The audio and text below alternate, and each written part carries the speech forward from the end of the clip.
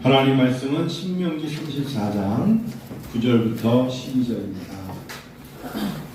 신명기 34장 9절부터 12절. 신명기 34장 9절부터 12절 우리 앞에 나와 있는 말씀 같이 읽으실까요? 모세가 눈의 아들 여호수아에게 안수하였으므로 그에게 지혜의 영이 충만하니 이스라엘 자손이 여호와께서 모세에게 명령하신 대로 여호수아의 말을 순종하였더라. 그 후에는 이스라엘에 모세와 같은 선지자가 일어나지 못하였나니 모세는 여호와께서 대면하여 하시던 자요 여호와께서 그를 애굽 땅에 보내사 바로와 그의 모든 신하와 그의 온 땅의 모든 이적과 기사와 모든 큰 권능과 위협을 행하게 하시매 온 이스라엘의 목전에서 그것을 행한 자이더라. 아멘. 여러분 33장 한번 신명기 33장 1절만 한번 같이 보실까요? 사실은 신명기 33장을 먼저 하나님 말씀을 살펴본여야 34장에 이어지기가 쉬운데 1절만 한번 읽을까요? 시작 읽을까요? 하나님의 사람 모세가 죽기 전에 이스라엘 자손을 위하여 축복함이 이러하니라. 이렇게 시작되는 겁니다. 여러분을 누군가가 소개할 때 참 친절한 사람이에요. 이 사람은 참 정직한 사람이에요. 이 사람은 참 배려심이 많은 사람. 이 사람은요 남 도와주기를 좋아하는 사람. 이 사람은 존경스러운 사람이고 학식이 많고 지식이 많고 지혜가 많고요 리더십 많은 이야기가 있습니다만 이런 사람 되기를 원하는 것은 하나님의 사람입니다. 모세 그러면 따라오는 형용사가 하나님의 사람. 그를 항상 높여주는 이야기는 많은 이야기들 중에 33장 1절처럼 하나님의 사람입니다. 하나님의 사람 모세가 하나님의 사람. 이 단어가 모세를 대변해 줍니다. 하나님의 사람입니다. 우리를 향하여 이 땅에 많은 이야기들, 능력이 많고 재물이 많고 많은 이야기가 있지만 사실은 하나님이 원하시는 건 하나님의 사람입니다. 하나님의 사람이 되려고 몸부림쳐야 됩니다. 하나님의 사람이 된다는 게 매우 어렵습니다. 그 사람의 인생이 이제 모세가 이 땅을 떠날 날이 가까이 왔습니다. 그래서 그가 죽기 전에 얼마나 인생의 마지막입니까? 인생의 마지막에 그를 향하여 말해주는데 하나님의 사람이라는 이 단어가 오늘 예배를 통하여서 도전되기 원합니다. 아무리 이 땅에 많은 것을 이뤄도 하나님의 사람이라는 단어가 나오지 않는 것은 실패입니다. 하나님의 사람이어야 됩니다. 하나님의 사람이 되는 것이 목회자에게 있어서도 목표요, 목적이고 방향입니다. 하나님의 사람이 되어야 됩니다. 하나님의 사람이 되려고 교회를 섬기는 것이고 하나님의 사람이 되려고 공부도 하는 것이고 하나님의 사람이 되려고 준비하는 것입니다. 하나님의 사람이 되기 위해서 일찍이 일어나 교회에 내려와 기도하는 것이고 하나님의 사람이 되려고 전날부터 교회 성전을 청소하는 것입니다. 하나님의 눈에 하나님의 사람이 되려고 예배를 준비하는 자세를 갖는 것이죠. 사람들에게 내가 직업적인 본능으로 목사니까 몇 시쯤 그렇지 않습니다. 그것은 무너지는 것입니다. 하나님의 사람이 되려고 일찍이 일어나는 겁니다. 여러분들도 일찍 일어나 자기 직업적인 본능으로 하시는 게 있지만 그 모든 것이 하나님의 영광이 될 때 힘을 얻습니다. 인생이 무엇이뇨? 강건하면 환심이고요. 인간 인생이 무엇이뇨? 잠깐 나타났다 사라지는 안개와 같은 게 인생입니다. 바람 불면 날아가는 것입니다. 그런데 하나님의 사람이라는 이 단어가 혹 비석에 적혀질 수 있다면 축복입니다. 이 사람은 하나님의 사람이었어. 예배를 위하여 1시간 전에 와서 기도하는 사람이야. 하나님의 사람이야. 평생에 그런 말을 들어보셔야 합니다. 저는 지난 주일 오후에 어느 교회 장로, 원로 장로 장립이 임직이죠. 거의 이제 원로 장로가 되는 겁니다. 한 교회에 20년을 섬기면 장로 은퇴를 하는 건데 70세가 됐으니까 50세에 장로가 된 것입니다. 그 아버지가 장로님이셨어요. 그 아버지가 그 교회 39년 전 개척할 때 초창기 멤버였고 2000년에 아버지가 돌아가시고 아들이 장로가 돼서 은퇴하는데 눈물을 뚝뚝 흘리시더라고요. 많은 교회가 장로님들을 장립하는 걸 보았지만 아버지의 장로에 이어서 아들이 은퇴하고 다시 원로 그 공으로 원로 장로가 되는 것은 제가 목회하면서 처음 보았습니다. 너무나 감격스러웠습니다. 모든 성도가 장로가 장립되는 것도 3분의 2 이상인데 원로 장로로 추대하는 것은 전교인 만장일치가 되는데 그 교회가 500명이 넘는 성도가 있지 않습니까? 기권은 있어도 반대가 있어서는 안 되는데 모든 성도가 다 원로 장로로 추대를 했습니다. 어떻게 그럴 수가 있을까요? 교회를 사랑하는 모습이 하나님을 사랑하는 모습으로 드러나면 하나님을 쓰십니다. 여러분, 시간이 갈수록 교회 생활을 오래 하고 직분을 받고 사역자가 되는 건 시키는 것만 해서는 안 됩니다. 시키는 일을 감당하기도 쉽지 않은 시대지만 감당하기 참 어려운 겁니다. 모세는 왜 하나님의 사람인지 아십니까? 하기 싫은 일만 하나님이 시키셨어요. 하기 싫은 일만. 바로에게 가라. 하기 싫어요. 저는 말을 못해요 라고 변명했지만 하기 싫은 일만 하나님이 시키는 걸 그것도 한 번, 두 번도 아니고 10번씩이나 가가지고 결국은 바로를 무릎 꿇혀버립니다. 하기 싫어요. 힘들어요. 그 강한 이집트 애굽의 왕입니다. 너 누구니? 라고 말해봤자 나는 가서 누가 보냈냐 그러면 뭐라고 말해야 합니까? 라고 말하는 모세임에도 불구하고 그는 하기 싫은 일을 합니다.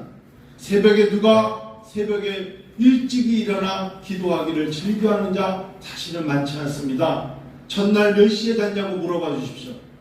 자녀들은 몇 시에 집에 귀가하냐고 물어보십시오. 아이들이 귀가하기 전에 부모가 풀풀 자는 부모가 어디 있겠습니까? 그러나 하나님의 눈에 하나님이 사람이 되고자 하나님 영광을 위하여 일하는 자들은 피골이 상접할지라도 그 일을 감당해야 하는 것입니다. 하나님 앞에 갈 때 얼굴이 뽀해가지고 가는 사람들은 사고가 나서 죽지 않는 한 그렇게 갈 수 없어요. 결국 우리가 지금 메마른 가지처럼 바싹 마른 가시가 되더라도 하나님 앞에 쓰임받는 사람이 될 때 하나님이 원하시는 일을 감당하는 겁니다. 아멘. 하기 싫어요. 모세가 가기 싫어요. 가기 싫고 하기 싫은 일을 해내는 모세입니다. 그러면 된 줄 알았어요. 그런데 아무리 봐도 자기 힘으로 능으로 할 수 없는 일이 이제 홍해입니다. 끝난 줄 알았어요. 이만큼 넘어갔으면 인내가 연단을 요구할 줄은 몰랐는데 연단을 겪게 되는 모세입니다. 앞에 홍해입니다. 내가 혼자 수영해서 가는 일이 아닙니다. 어린아이, 임산모, 노인들 60만을 끌고 나가야 합니다. 홍해입니다. 어떻게 건너야 합니까? 이 막막함, 사방에 우겨쌈을 당합니다. 뒤에는 애굽의 군사들이 쫓아오고 앞에는 갈 수 없는 인간의 힘으로 걸어갈 수 없는 막막함이 분명한 건데 우리 인생에 꼭 옵니다. 우리 인생에 그런 일이요라고 말하는 건 정말 어린아이구나. 아직 인생이 뭔지 모르는 사람입니다. 아니면 자기만의 토론, 자기 인생에 자기가 찾아서 자기가 갈 길을 뚫어놓거나 해놓은 사람은 아직 이게 무엇인지 모릅니다. 진짜 인생에서 결정할 때가 옵니다. 홍해가 있습니다. 이 홍해를 건너가야만 하는 사명과 소명이 우리에게 있는 겁니다. 홍해를 건너가야 합니다. 네. 누구나 다 홍해를 건너가는 것처럼 누구나 다 요단강을 건너가야 합니다. 죽고 싶지 않아요. 아무리 말해도 다가옵니다. 병들고 싶지 않아요. 그래도 언젠가는 약해지고 병이 듭니다. 인생은 어쩔 수 없어요. 혹시 저기 바람이 너무 세신가요? 에어컨 좀 위로 올리시거나 아니면 잠깐만 꺼주세요. 추우시면. 그게 홍해예요. 저는 요즘 성경을 보면서 인생에서 가장 억울한 사람 한 명 말하면 모세입니다. 하나님이 사람인데요. 그거는 마지막에 그가 죽을 때가 되니까 사람들이 하나님의 사람이라고 했고, 모세의 인생 전체로는 가장 억울한 인생입니다. 할도리 다 했어요. 호렙산 올라가서 하나님의 얼굴을 맞대고 십계명을 가지고 내려왔더니 40일을 못 참아서 형과 사람들이 금송아지 만들어서 하나님 마음 아프게 하고 3,000명이 죽습니다. 아론이 큰 죄를 저질렀습니다. 그래서 모세가 엎드려 하나님 앞에 발발 떨면서 하나님 제 생명을 거두어 주세요. 용서해 주세요. 그렇지 않으면 그냥 제 생명 가져가세요 라고 울면서 대신 중보자의 역할로 기도한 사람도 모세입니다. 그런데 그 모세가 마지막에는 가나안에 못 들어갑니다. 그리고 오늘 34장 맨 마지막에 보면 그는 장사되어 끝납니다. 모세의 죽음이 나오지 않습니까? 모세가 눈의 아들 여호수아에게 안수함으로 끝나고 여호수아가 가나안 땅에 들어갑니다.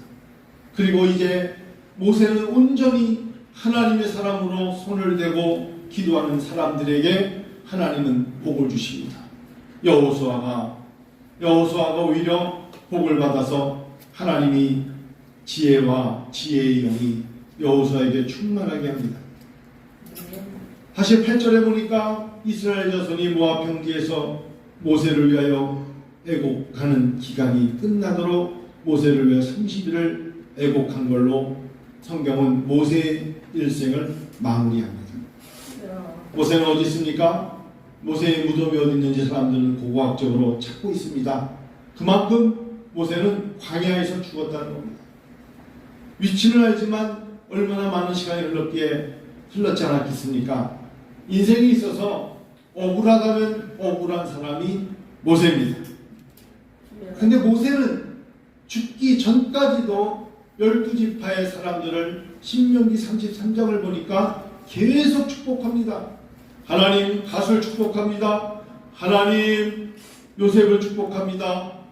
하나님 레위 지파를 축복합니다. 하나님 유다 지파를 축복합니다. 하나님 루벤 지파를 축복합니다. 계속 축복만 합니다. 누가 모세를 축복해 줬습니까? 하나님이 축복해 주신 겁니다. 아멘. 여러분, 이 모세를 통하여 모세와 같은 선지자가 또 없더라 라고 말합니다.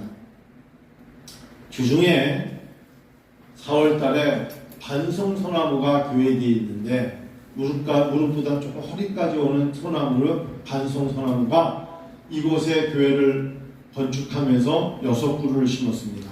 그냥 그때는 그냥 급하니까 심었어요.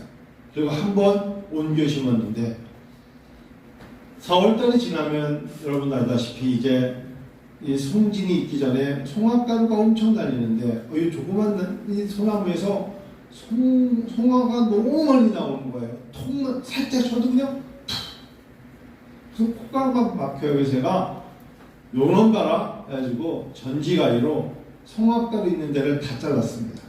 너는 올해 송화가루 못 날리게 해줄 거야. 5월 됐는데 나무가 죽었습니다.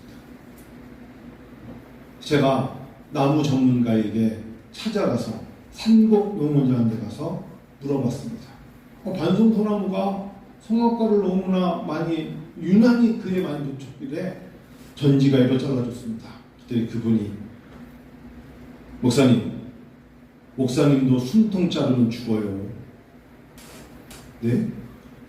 뿌리만 견고한다고 나무가 사는 게 아니라 소나무는 송화가루 마지막에 송화가루 내는 그때가 그것이 숨통이에요. 그때 자르면 소나무는 다 죽는 겁니다. 아차했어요. 인간의 생각에 나에게 송화가루로 내가 컬럭컬럭거리고 힘들다고 나무도 쉽게 여겨서 끝을 잘라줬더니 거기가 숨구멍이라는 거예요. 그 이야기를 들을 때 인간의 생각에 우리가 미처 모르고 하는 것이 너무나 많은 겁니다. 요한복음 15장 말씀에 농부가 되신 하나님께서 우리에게 나뭇가지에 붙어 있지 않으면 밖에 버리어 태워버린다고 했습니다. 아버지 하나님 가지에 달라붙어 있어야 되는데, 여러분 며칠 전에 비바람 많이 불 때 저는 대추나무를 보았는데, 올해 유난히 복숭아도 그렇고 대추도 그렇고 주렁주렁 나뭇가지가 많이 늘어지게 붙었어요. 많으면 많을수록 대추나무가 심해 교하는 걸 봤어요. 많이 힘들어요. 그런데 대추나무에 새순이 나와가지고 맨 위에 있는, 맨 끝에 있는 새순이 제일 위에 있다는 거 아세요? 그게 무슨 소리인지 아세요? 새로 나오는 신선한 것들을 지탱하기 위해서 나무부터 뿌리부터 견고한 가지들은 힘을 받아서, 힘을 줘서 새로운 끝에 나와 있는 가지들이 또는 새순들이 떨어나가지 않도록 걔네들은 무척 힘을 주고 있는 겁니다. 뿌리 하나의 나무 한 그루가 그 모진 비바람을 감당해 줘야 돼요. 믿음의 사람들 모세가 지탱해 줬기 때문에 12지파의 사람들이 복을 받은 거고, 모세가 그 어려운 고난을 다 겪었기 때문에 그의 자손들이 가나안 땅을 넘어서 길갈에 가서 기념비를 세우고 요단강을 건너갈 수 있었던 것입니다. 하나님이 나에게, 우리들에게 믿음의 본으로, 믿음의 사람으로 네가 지탱한다는 것을 보여봐라.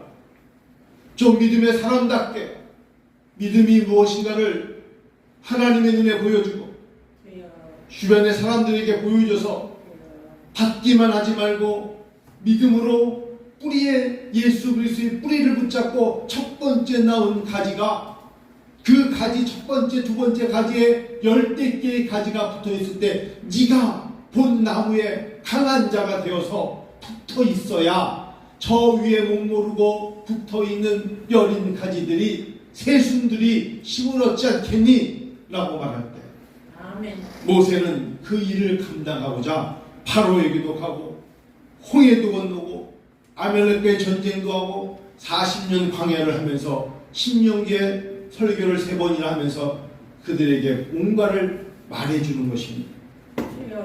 성숙한 교회, 성숙한 성도, 하나님의 사람이 된다는 건 구차하고 힘들고 그런 모든 것들을 감당해낼 때 뿌리 되시는 예수님이 견고한 첫 번째 가지를 칭찬하시는데 얼마나 힘이 없겠습니까?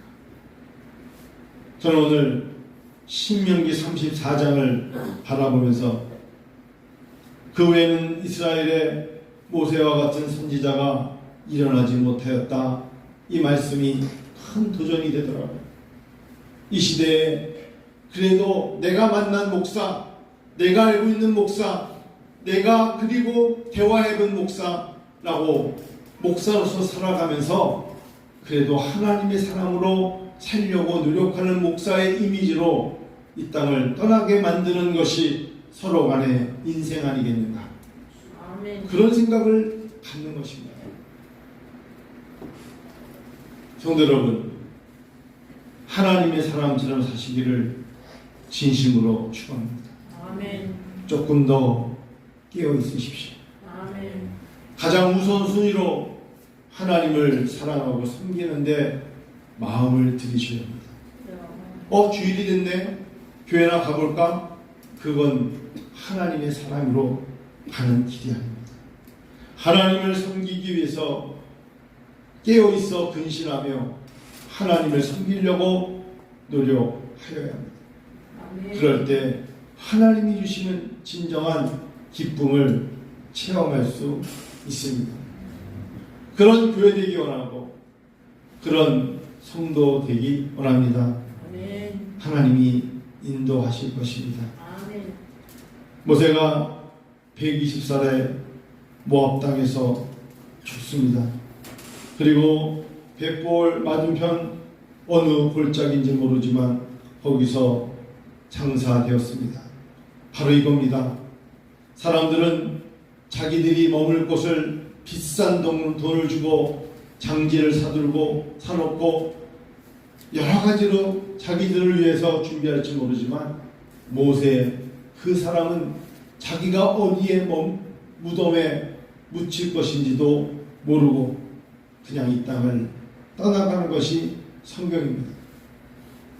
다만 그가 떠났을 때 우리는 3일장, 5일장을 지내면서도 힘들어하는데 진정 하나님의 사람을 보내는 자들의 마음이 무거웠나 봅니다. 30일 동안 애곡합니다.